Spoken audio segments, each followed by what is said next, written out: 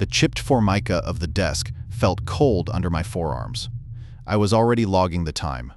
11:03 p.m. into the digital register price.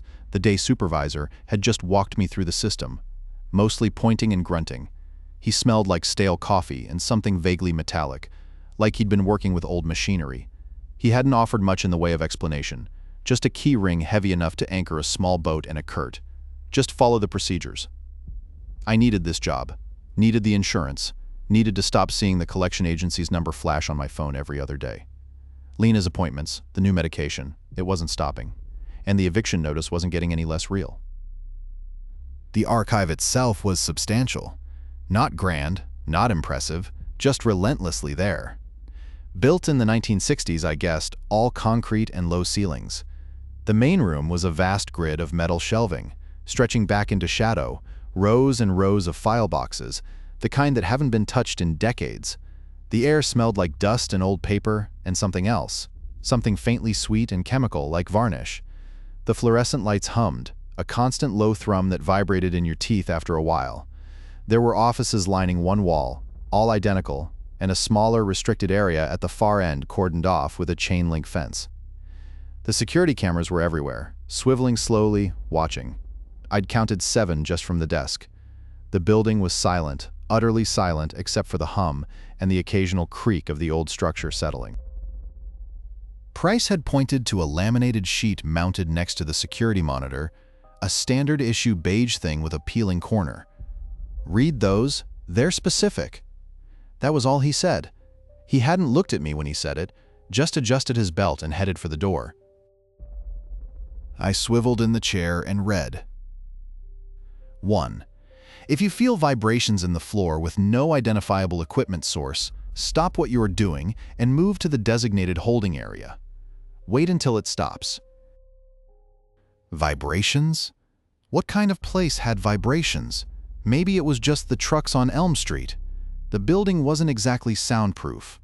I pictured it, a little tremor running through the concrete, and chuckled. They really covered everything, didn't they? 2. Do not enter Records Room B for any reason. Records Room B, okay. Good to know. Probably contained asbestos or something. They were usually pretty careful about that stuff. Still felt a little arbitrary. 3. If your radio or communication device experiences interference in a specific location, static, cutting out, wrong voices, log the location and time. Do not try to boost the signal. Right? Interference? That happened all the time with these old buildings. Bad wiring? I dealt with it at the hardware store, just a matter of finding the dead spot. 4. Keep a handwritten copy of the daily schedule and emergency contacts on your person at all times. Do not rely solely on your phone or the building system. Old school. I could appreciate that actually. Systems crashed, phones died. A pen and paper were reliable. Lena's number was already in my head anyway. 5. If a room that should be empty is locked from the inside, do not attempt to open it. Mark the door and note the time. Come back at the end of the shift. If still locked, report and do not investigate. That one felt odd. Locked from the inside. What was the point of specifying that?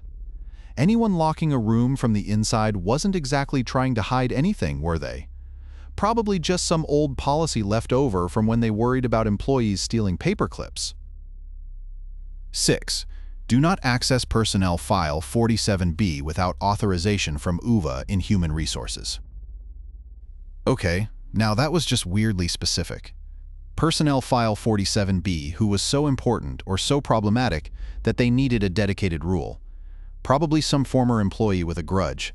I made a mental note to ask Price about it tomorrow, though I doubted he'd tell me anything. 7. After 2 a.m., never face the north wall while stationary. If you need to look, turn your whole body. Do not hold the position. I stared at that one. Never face the north wall? Seriously? What was that even supposed to prevent? I glanced at the north wall now, a long, blank expanse of cinder block. It looked like any other wall. I could see myself leaning against it during a slow shift, reading a book. The whole thing was starting to feel less like safety regulations and more like someone's eccentric hobby. It was probably something someone started years ago and no one bothered to remove. I almost laughed. 8.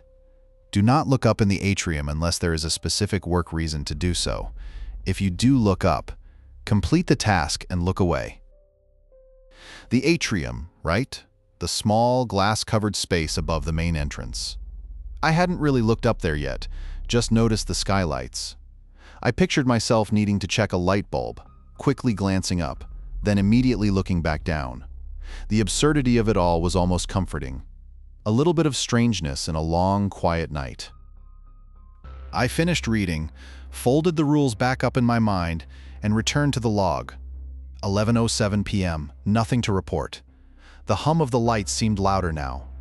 I found myself unconsciously avoiding looking at the north wall, just in case. It wasn't worth the hassle. I shifted in the chair, adjusting the angle of the monitor. The Formica still felt cold. I was cataloging the old microfilms. Price hadn't said anything about it being a priority, just that it needed doing eventually. Boxes and boxes of the things, brittle and smelling like vinegar. It was tedious work, threading the film through the reader, adjusting the focus, and making notes about the contents. Mostly land deeds and tax records from the early 20th century. Dry stuff, but it kept my hands busy, which was good. Building the rocking chair in my head needed all the focus I could spare. I'd gotten the back supports curved just right, but I was still wrestling with the runners. They needed to be perfectly balanced. The microfilm reader was in the southwest corner of the main archive room, tucked between stacks of bound county reports. It wasn't a comfortable spot. The chair was plastic and cracked, and the air always felt a little colder there, even with the building's central heating. I'd been at it for almost 2 hours, meticulously logging each reel. Reel 37B, land transfer, Silas Blackwood to Bartholomew Finch, 1912. Reel 38A, property assessment, various landowners, 1915. It all blurred together after a while. I paused to stretch, my back protesting with a dull ache. I hadn't realized how long I'd been hunched over. The fluorescent lights above hummed steadily, a monotonous drone that blended into the background. I glanced at the clock on the wall, 1:47 a.m. Still a long stretch to go. I reached for my thermos, unscrewed the lid, and took a sip of lukewarm coffee.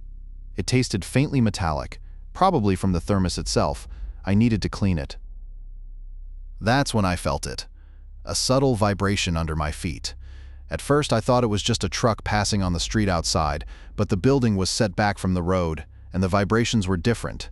Less of a rumble, more of a tremor, a high-frequency thrumming that I felt in my teeth. I frowned, trying to pinpoint the source. Nothing. No construction nearby, no obvious machinery running within the building.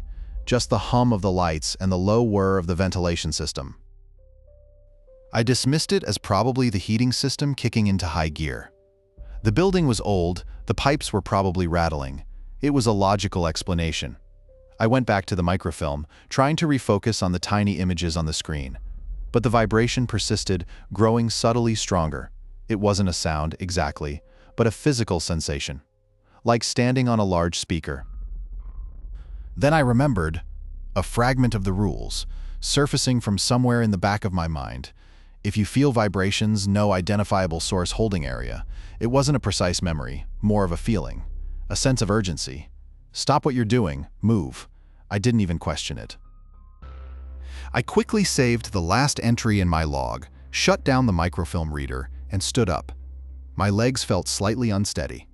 The vibrations were definitely more noticeable now. I walked quickly, but not running, towards the designated holding area, a small, windowless room near the security desk. It was essentially a reinforced panic room, Price had said, though he hadn't elaborated.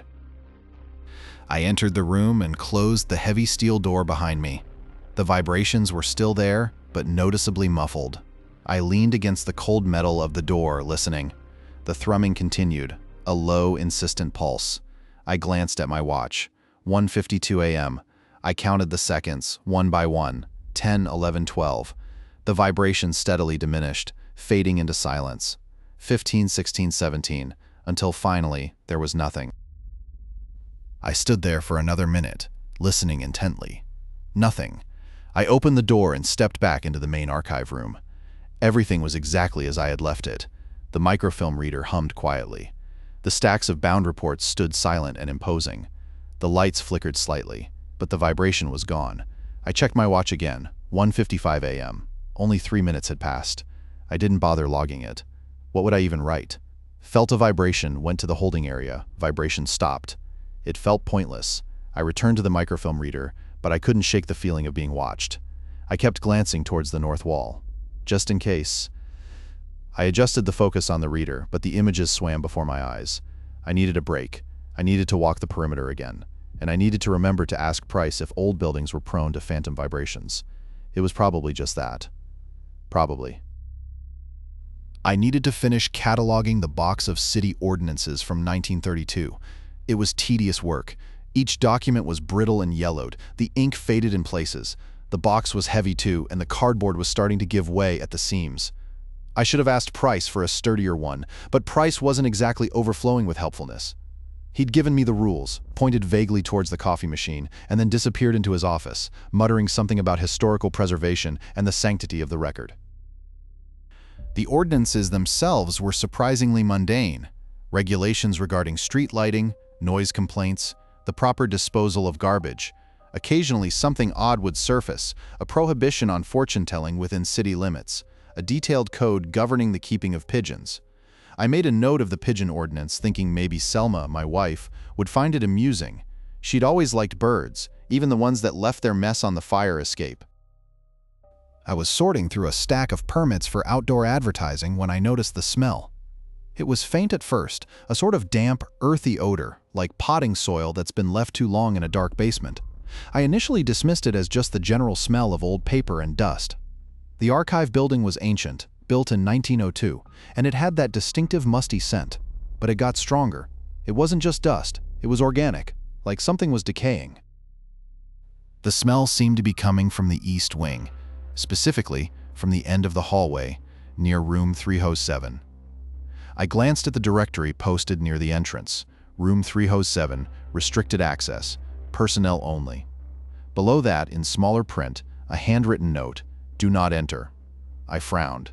Price hadn't mentioned any restricted areas beyond the holding area, and he hadn't mentioned not entering rooms. Then it clicked. A flicker of memory, hazy and incomplete. Something about a room. A warning. Do not enter for any reason, consequences. It wasn't a clear recollection of a rule, more like a lingering dread attached to the idea of a specific place. I pictured the list, those typed lines on the faded paper, but I couldn't bring the exact wording to mind, just the feeling of wrongness.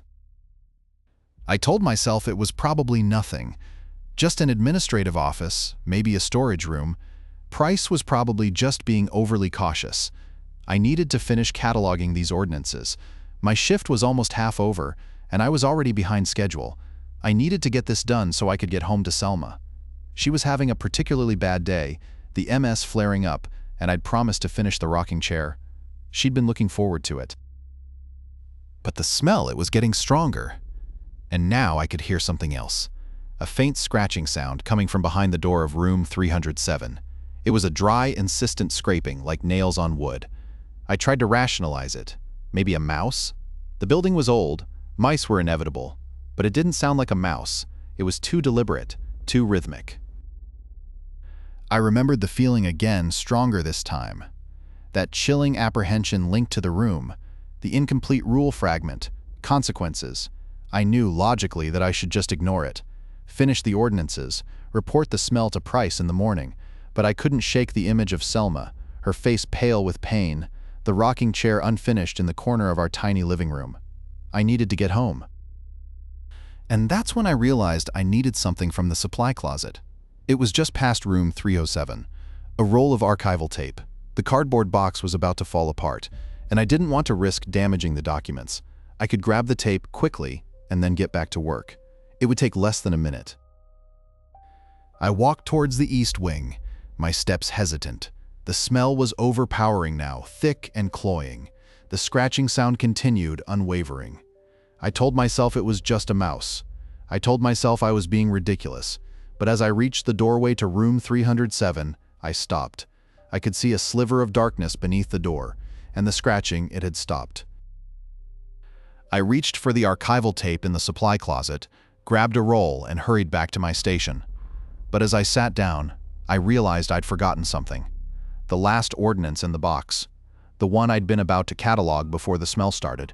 It was a permit for a public gathering, dated December 24th, 1932. A Christmas Eve service to be held in room 307. I stared at the empty space in the stack of papers, a cold knot forming in my stomach. Selma would have to wait another night. The rocking chair would remain unfinished, and I had a feeling I wouldn't be sleeping well. I spent the next hour reboxing the city ordinances. It was tedious work. Dust motes danced in the beam of my flashlight, and the cardboard felt brittle under my fingers. Each box was heavier than the last, filled with brittle paper and the ghosts of forgotten regulations. I kept glancing towards the east wing, towards room 307, but nothing. No smell, no scratching, just the oppressive silence of the archive. I found myself straightening the edges of the documents, meticulously aligning them within the boxes. It was a pointless task, really. No one ever looked at these things, but it gave me something to do, something other than think. Selma had called during my break. Her voice sounded weaker than usual. She hadn't slept well. The pain was constant, and she was frustrated with the lack of progress with her new medication. I tried to sound optimistic, told her I was making good time, that I'd be home soon to work on the rocking chair. It was a lie. I was nowhere near finished, and even if I was, the thought of facing that hallway again wasn't exactly encouraging. I'd promised her a comfortable place to rest, a little bit of normalcy in a life that felt increasingly out of control. I needed to deliver on that promise. I'd almost finished the last box when Price's voice crackled over the radio. "Kieran, check the perimeter. Motion sensor tripped near the loading dock. Just a routine check, probably a stray animal." I sighed. More walking, more silence. I grabbed my flashlight and headed towards the back of the building, trying to ignore the way my left knee protested with each step. It had been acting up lately, a dull ache that flared up in cold weather. I really needed to get it looked at, but, well, bills. The loading dock was as Price suspected. Empty. A scattering of leaves blown in from outside. I swept the beam of my flashlight along the walls, checking for any signs of forced entry. Nothing. I was about to radio back to Price when I noticed it. A faint static on the radio. It wasn't unusual. The signal in this part of the building was always spotty. I adjusted the frequency, trying to clear it up. More static. Then, briefly, a voice. Not Price's, not anyone I recognized. It was garbled, fragmented, like someone speaking through a broken speaker. Just a few syllables, indistinct and unsettling. Then, silence, just the hiss of static. I frowned. That was odd. I tried to boost the signal, turning the volume up, adjusting the antenna. The static only intensified. It felt wrong, like forcing something that didn't want to be heard. Then I remembered. That list. That impression of a rule. Something about interference, about not trying to fix it, about a location, a specific location. It wasn't a clear memory, just a sense of unease, a fragment of a warning. Log the location and time. Don't boost the signal. The words weren't distinct. More a feeling of cold dread. I dismissed it immediately, a bad connection. Old equipment. I was letting that room get to me. I needed fresh air. But then I looked at the radio again, and I realized where I was standing, just past the supply closet. In the hallway leading to room 307, the static was loudest here. I took a step back, towards the main corridor. The static lessened. I stopped. It lessened further. Another step, almost gone. I glanced at my watch. It was 2:47 a.m. The air in the hallway suddenly felt thick and cold. I logged the time and location in the incident report, a brief clinical entry. Radio interference experienced in East Wing hallway. Static. Brief unintelligible voice. Interference subsided upon moving away from location. No mention of the room. No mention of the feeling that had settled over me, a prickling sensation on the back of my neck. Just the facts. I closed the logbook and left it on the security desk. I wouldn't mention it to Price. He'd just tell me I was imagining things. But I knew, with a certainty that chilled me to the bone, that I wasn't, and I knew somehow that this was just the beginning. I needed a stronger flashlight. Mine was starting to flicker. I was relabeling the film reels. It wasn't glamorous work, but it was quiet. Each reel was a little history, a snapshot of the state, old news footage, public service announcements, training films for state employees from the 1970s. They were stored alphabetically, and someone, years ago, hadn't been particularly meticulous about it. I was using a Dymo label maker, the kind with the rotating tape wheel. The click-clack of the keys was oddly soothing. The archive smelled like dust and vinegar, a peculiar combination that had become normal. Not pleasant exactly, but familiar. The reels were heavy, surprisingly so. Each one felt like it contained more than just film, more like a weight of expectation of forgotten stories. I was working my way through the 30s section, mostly agricultural documentaries, soybean production in the Midwest, the modern dairy farm, pest control for apple orchards. It was mind-numbingly boring, but it paid the bills. It kept Selma's medication covered. I pictured her now probably trying to read, or maybe watching some old movie. She liked the classics. I paused, stretching my back. It had been a long shift, and my lower back was starting to ache. I checked my phone. 10:32 p.m. I was almost halfway through. I scrolled through my contacts, just out of habit. My daughter Emily, my brother Zane, Price, the day shift guard, Selma, and then I stopped. Something was off. Every single contact, every single name in my phone showed the same number. A 10-digit string I didn't recognize. It wasn't a local number. I blinked, thinking I was seeing things. I refreshed the contacts list, still the same. Emily, Zane, Price, Selma, all the same number. A wave of nausea rolled over me. It had to be a glitch. A software update gone wrong. My phone was an older model, a hand-me-down from Emily. It wasn't exactly known for its reliability. Probably just a bug. I deleted a contact and re-added it. The same number appeared, I tried another, and another, each time the same result. Then I remembered the list. The one I'd found in the orientation packet. That rambling, almost paranoid document. Something about backups. Something about digital systems being unreliable. Something about keeping a handwritten list of emergency contacts. It wasn't a clear memory, just a vague impression, a feeling of precaution. The document had sounded ridiculous at the time, the kind of thing a conspiracy theorist would write. But now, it was probably nothing. A phone glitch, a software error, a coincidence. I was letting that room, that hallway, get to me again. I was starting to see patterns where there weren't any. I was tired. I hadn't slept properly in days, but the feeling persisted, a knot tightening in my stomach. That list felt less ridiculous now. It felt necessary. I reached into my jacket pocket and pulled out the small notepad and pen I'd been given on my first day. I dismissed it as pointless bureaucracy, another layer of needless paperwork. Now, I flipped to a clean page and started to write. Emily, Zane, Price, Selma, each name, followed by their correct phone number, carefully copied from my memory. It felt absurd, like preparing for something I couldn't even name. But I kept writing. As I finished the last number, a low hum filled the room.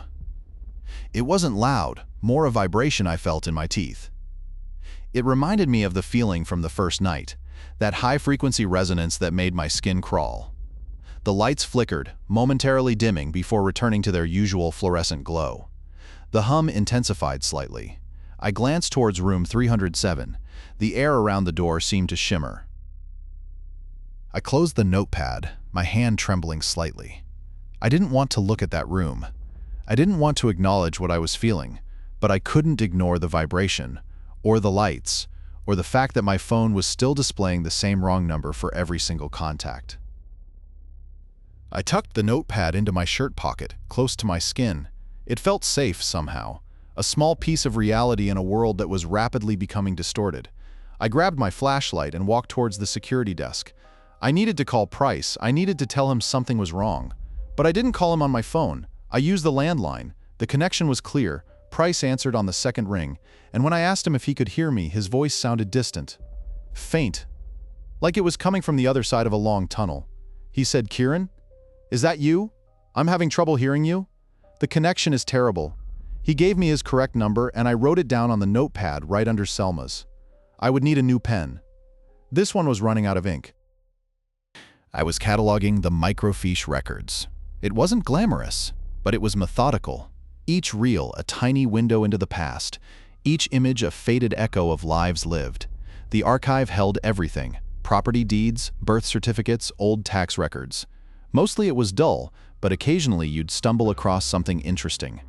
A photograph of a long-forgotten town picnic, a handwritten letter from a soldier during the war. It was a quiet way to spend a few hours, and right now, quiet was exactly what I needed. The microfiche reader hummed, a low, consistent drone. The room was cool, kept at a steady temperature to preserve the material. I'd adjusted the thermostat earlier, bumping it up 1 degree. I was starting to feel a chill, even with the cardigan I'd brought. The air smelled faintly of dust and something else, something papery and old, like dried flowers pressed between the pages of a book. It wasn't unpleasant, just noticeable. I was on Reel 47, indexing property records from 1923. The names blurred together: Henderson, Miller, O'Connell. Each entry meticulously recorded, each transaction a small piece of someone's story. It was hypnotic in a way. I lost track of time, my focus narrowing to the tiny images on the screen. Around 10:45, I needed to refill my coffee. I'd made a fresh pot before starting my shift, and it was getting low. I stood up, stretching my legs, and walked towards the break room. The fluorescent lights flickered as I passed, a familiar annoyance. I made a mental note to report it to maintenance. Again, it had been flickering for weeks. Probably just a bad bulb. That's when I saw it. Room 218, the door was closed, which wasn't unusual. It was a small storage room used for overflow from the main collection, but the door, it was locked. And not with a key, but with an old-fashioned bolt lock, the kind you'd find on a barn door. It was locked from the inside. My first thought was that one of the daytime staff had used it to store something and forgotten to unlock it. Maybe Uwe, he was always misplacing things, or Kit, but then I remembered. Room 218 wasn't scheduled for use today, and the list, the orientation document, that passage about rooms locked from the inside. It wasn't a clear memory, more like an impression. Something about not forcing entry, something about marking the door and waiting. It was probably nothing. A faulty latch, someone playing a prank. I was letting the atmosphere of this place get to me. I was looking for something to be afraid of. This job was already stressing me out enough with the bills piling up. I didn't need to manufacture anxieties. But the document, the unnerving specificity of it. I walked over to the supply closet and grabbed a roll of yellow caution tape and a marker. I carefully taped off the doorway to room 218, creating a clear barrier. Then, using the marker, I wrote "Do not enter locked from inside," 11 p.m. on the tape. I checked my watch, 10:58. Close enough. I returned to the microfiche, trying to refocus on the property records, but I couldn't concentrate. My mind kept drifting back to room 218, to the locked bolt, to the unsettlingly clear instruction in the document. I kept glancing over, half expecting the door to open, someone to emerge, explaining everything away. But nothing happened. The rest of the night passed slowly. I did my rounds, checking the fire exits, the security cameras. Everything seemed normal. The vibration hadn't returned. The radio was silent. The only sound was the hum of the microfiche reader and the occasional creak of the building settling. Finally, 6 a.m. arrived. My shift was over. I walked back to room 218, my stomach twisting with a strange anticipation. I expected to find the door still locked, the yellow tape still in place. I expected to have to fill out a report, explain the situation to Price. But the door was open. Not forced open, not broken, just open. The bolt was retracted. The yellow tape hung limp against the wall. The room was empty, completely empty. No signs of entry, no signs of disturbance, just bare shelves and a lingering scent of dust. I stepped inside, my flashlight beam cutting through the dimness. I swept the light across the floor, the walls, the ceiling. Nothing. I checked behind the shelves in the corners. Nothing. It was as if the room had never been locked at all. I checked the bolt again. It moved smoothly, easily. It hadn't been tampered with. It hadn't been forced. It had simply been unlocked. I stood there for a long moment, staring into the empty room. A cold dread washed over me. settling deep in my bones. It wasn't just the locked door. It wasn't just the fact that it had unlocked itself. It was the absence of anything, of any explanation. I left the room, carefully retaping the doorway, not as a warning this time, but as a marker, a reminder. I didn't report it to Price. What could I say? The room unlocked itself. He'd think I was losing my mind. I didn't need any more problems. Instead, I made a new entry in my notepad under the list of emergency contacts. A single line written in shaky handwriting. Room 218, unlocked 6:03 a.m. Then I headed home, the chill from the archive clinging to my skin, and the smell of dust following me all the way. I needed to talk to my wife. I needed to tell her something wasn't right, but I didn't know what to say. I didn't even know what I felt, just empty, like the room. The fluorescent lights in the records room always hummed, a high-pitched whine that usually faded into background noise after a while. Tonight, though, it felt sharper, like someone had turned up the treble. I was cataloging boxes of old property deeds, mostly from the early 20th century. Tedious work, but it kept my hands busy and my mind mostly off things. Off the bills, off Selma's appointments, off the unsettling quiet of the archive. Each deed was a small rectangle of brittle parchment, tied with faded ribbon. I had to log the grantor, the grantee, the date, the parcel number, the usual. The air in the records room was always cold, even colder than the rest of the building. I'd asked Price about it, and he just shrugged and said something about the concrete foundation and the lack of direct sunlight. I'd pulled my cardigan tighter and left it at that. I wasn't getting paid enough to argue about the thermostat. The vibration, too, was back. Not constant, just a fleeting tremor that ran through the floor and up my legs every few minutes. I'd gotten used to it, or at least I'd learned to ignore it. It wasn't painful, just unnerving, like standing near a subway line. I was halfway through the third box, carefully unfolding a deed from 1928, when I noticed a file cabinet I hadn't seen before. It wasn't in the archive's inventory. I'd memorized the layout of this room after a week of shifts. I knew where every shelf, every box, every piece of furniture was supposed to be. This cabinet, a dark steel thing with no identifying marks, definitely wasn't. It was tucked into the corner, behind a stack of larger, clearly labeled boxes. It blended into the shadows, almost seemed to want to be hidden. I finished documenting the deed and stood up, stretching my back. My knees popped. I walked over to the cabinet, my flashlight beam landing on the tarnished metal. It was locked, a simple key lock. I didn't have a key for it. Of course I didn't. I ran my hand along the side, feeling for any sort of label, any indication of what it contained. Nothing, just cold, smooth steel. I checked my keyring, just in case. Nothing that looked remotely right. I thought about Price. I could ask him in the morning. But something about the cabinet, the way it was hidden, the way it just appeared, felt wrong. Like asking Price would be the wrong move. A little voice in the back of my head started whispering about the room. 218 about how things just changed. I dismissed it, though. I was tired, stressed about Selma's latest hospital bill. It was easy to let my imagination run wild in a place like this. Just an old cabinet, probably filled with outdated forms or something equally mundane. But then I remembered something. A fragment, really. From the orientation document, something about access, about not accessing things without permission. It wasn't a clear memory, more of a feeling, a warning, something about specific records being restricted.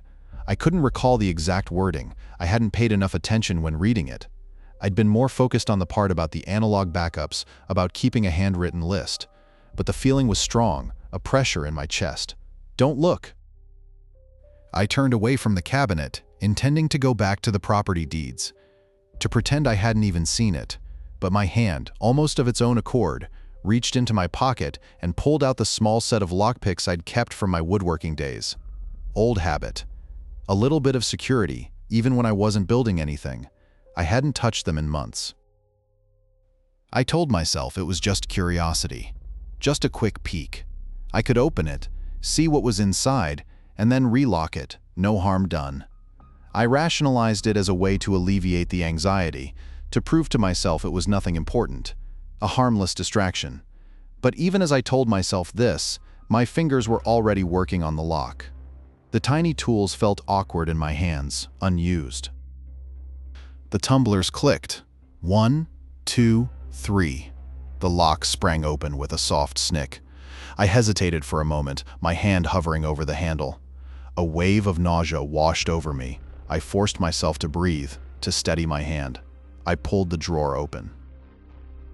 Inside, there were files, hundreds of them. Each one labeled with a name. Names of people who had worked at the archive, people who had worked here before me. I recognized some of them from the staff photos I'd seen in the break room, but most of the files were old, very old. I pulled one at random, a man named Ira Henderson. He'd been a records clerk here in the 1950s. The file contained his employment history, his performance reviews, his medical records, and then, at the very end, a single sheet of paper, a handwritten note. It was short, barely legible. They told me not to look. I should have listened. I slammed the drawer shut. A sudden sharp pain flared in my temples. The humming of the fluorescent lights intensified, vibrating in my skull. I backed away from the cabinet, knocking over a stack of boxes. Deeds scattered across the floor. I didn't bother to pick them up. I didn't need to see any more. I didn't need to know what Ira Henderson had looked at. I didn't need to know what had happened to him. The orientation document hadn't mentioned a key. It hadn't mentioned lockpicks. It hadn't mentioned anything about this cabinet. It just said, "Don't access," and I had. I left the records room, leaving the cabinet open, the files exposed. I didn't bother with the yellow tape. Didn't bother with anything. I just walked back to the security desk, sat down and stared at the blank security monitor. The room felt colder now, the vibration stronger, and the humming, it wasn't just in the lights anymore. It was inside my head. There was a new smell, too. Not dust, not decay, something metallic, something ancient. And I knew with a chilling certainty that whatever Ira Henderson had seen, it was still here, waiting. I was inventorying the microfiche collection. Row 7, Section C, mostly property records from the 1920s, deeds and mortgages, that sort of thing. It was tedious but predictable. The machine hummed, the little screen flickered, and I scanned each brittle card, logging it into the handwritten ledger. Selma had shown me the system when I started. She said it was old school but reliable. Reliable was good. Reliable paid the bills. The archive was quiet, as usual. The central heating kicked on and off with a clunk and a rush of warm air, making the old building groan.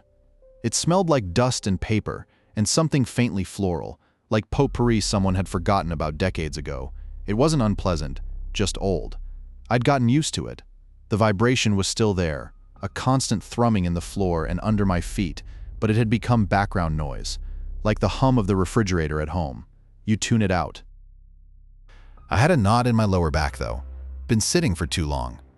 I should have stretched before I started. My wife, Carol, is always telling me to stretch. She's a physical therapist, so she's annoyingly right about these things. I promised her I'd start doing yoga with her on weekends. I hadn't. The rocking chair was coming along, slowly. The legs were finished, sanded smooth. I just needed to tackle the back. Walnut was a pain to work with, but it was worth it. She deserves something nice. I reached for the next stack of microfiche, and that's when I noticed. I was facing the north wall, just staring at it. It was a long blank wall, covered in faded green paint. Nothing remarkable about it, but I couldn't remember turning to face it.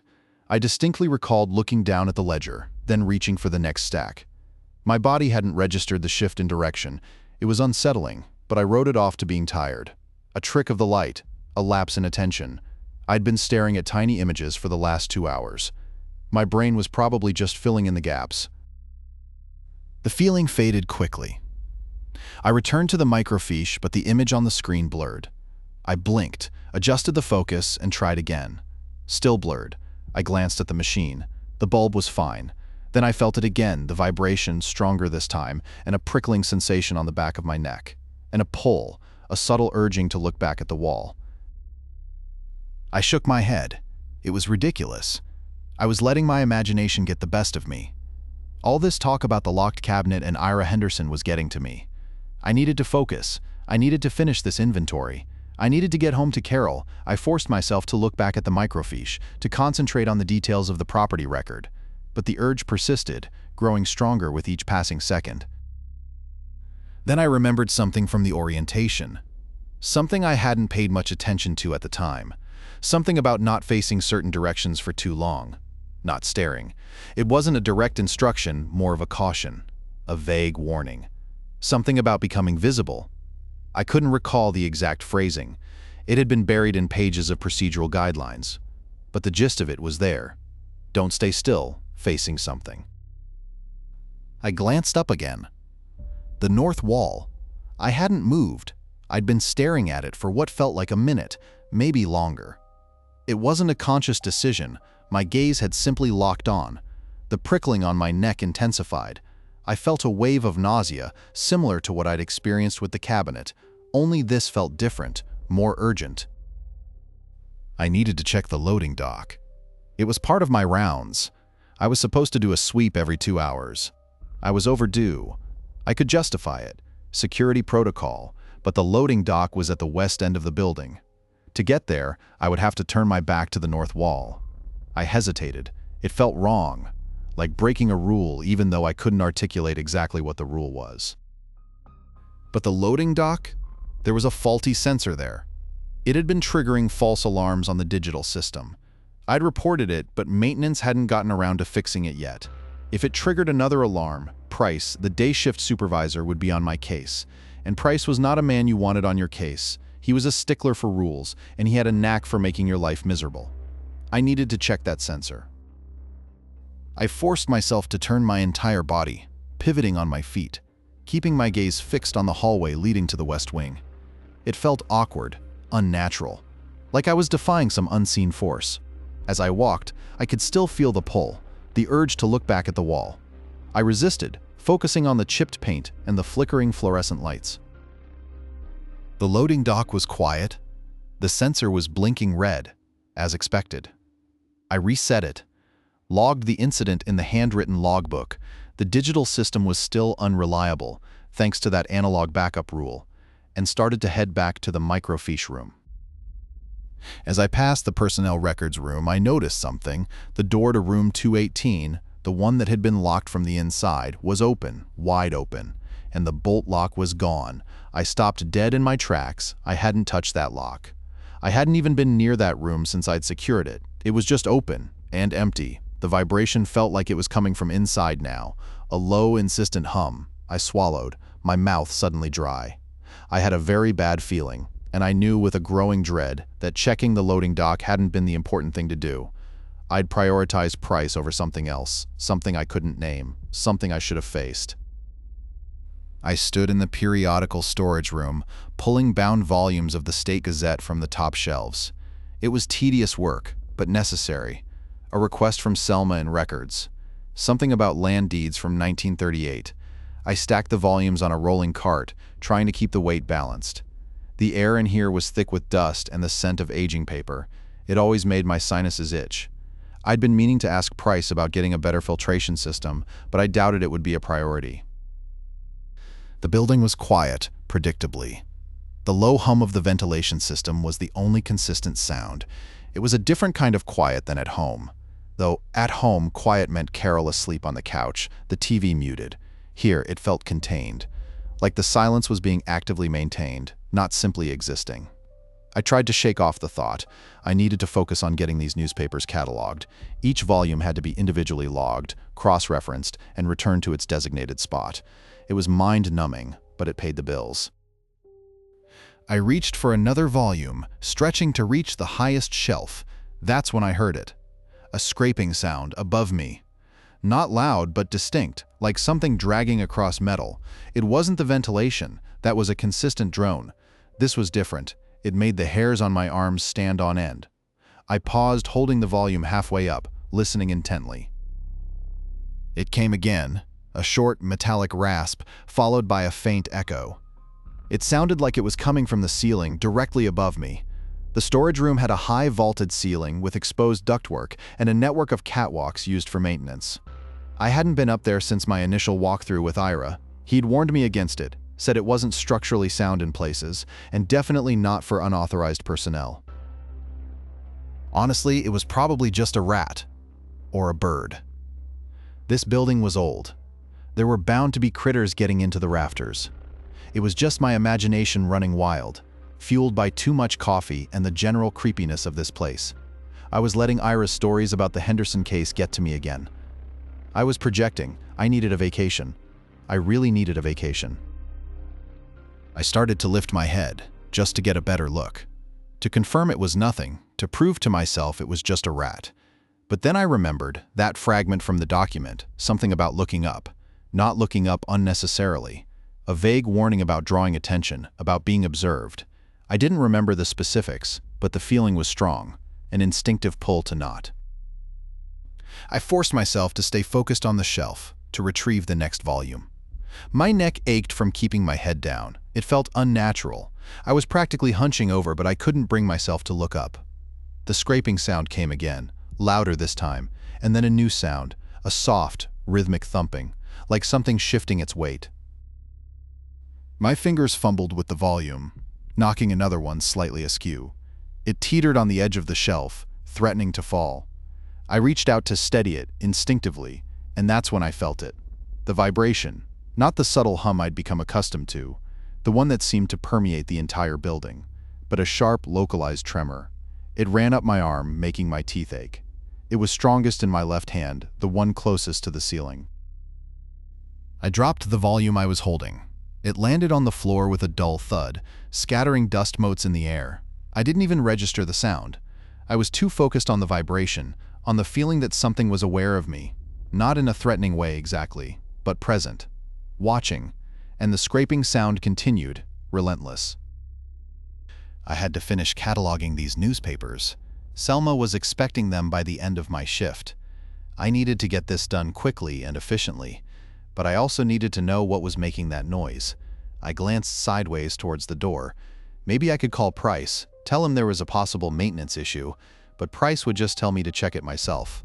He always did, and the thought of going near that ceiling, of looking up.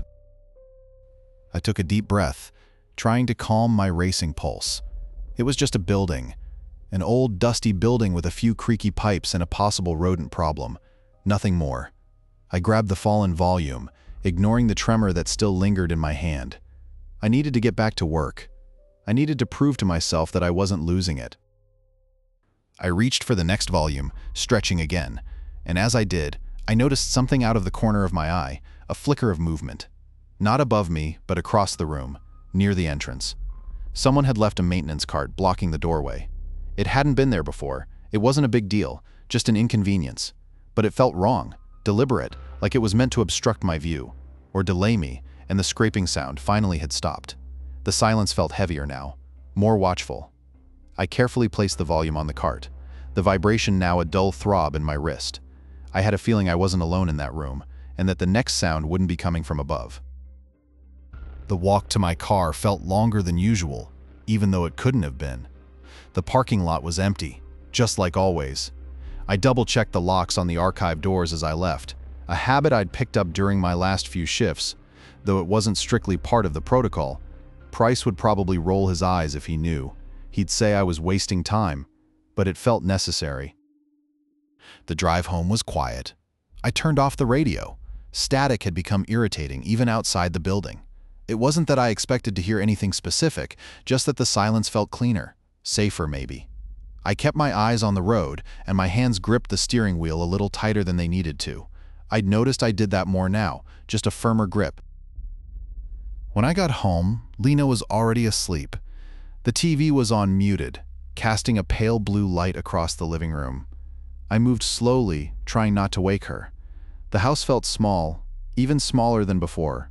I used to find it comforting, cozy. Now it felt contained, like a box. I checked the front window lock, then the back door. Another new habit. I hadn't been particularly security conscious before. I figured it was the stress, the bills, the constant worry about Lena's MS progressing. It made me see threats everywhere. I told myself that's all it was, just heightened anxiety. I started making a list, not of contacts this time, but of things that needed to be fixed around the house. The leaky faucet, the cracked tile in the bathroom, the loose banister on the stairs. Small things, things I'd been putting off for months, But now making the list felt urgent. Like if I didn't get those things done, something bad would happen. It was ridiculous, I knew. Completely irrational. But I couldn't shake the feeling that order was important. That everything needed to be in its place.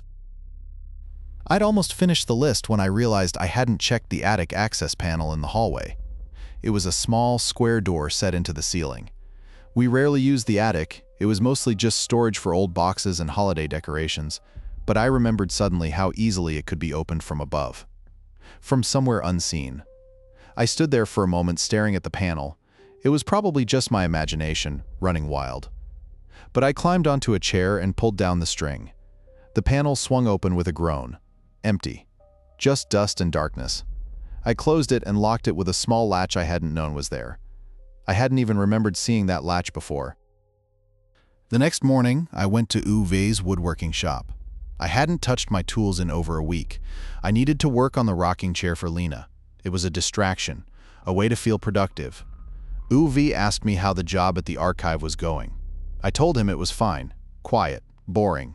I didn't mention the noises, the vibrations, the everything else. What was I going to say? That I was convinced an old building was subtly trying to tell me something? He'd think I was losing my mind. I spent the afternoon sanding the wood, trying to focus on the smooth curves of the chair. But my eyes kept drifting to the ceiling, to the rafters. I couldn't help it. Every time I looked up, and I found myself doing it constantly, instinctively, a little jolt of something unpleasant would run through me. Not fear, exactly. More like discomfort, a physical reaction, a tightening in my chest. It took me a long time to realize that's what was happening, that I was physically reacting to looking up.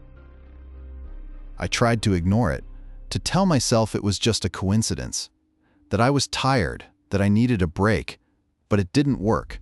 I kept glancing upwards, testing it, each time, the same sensation.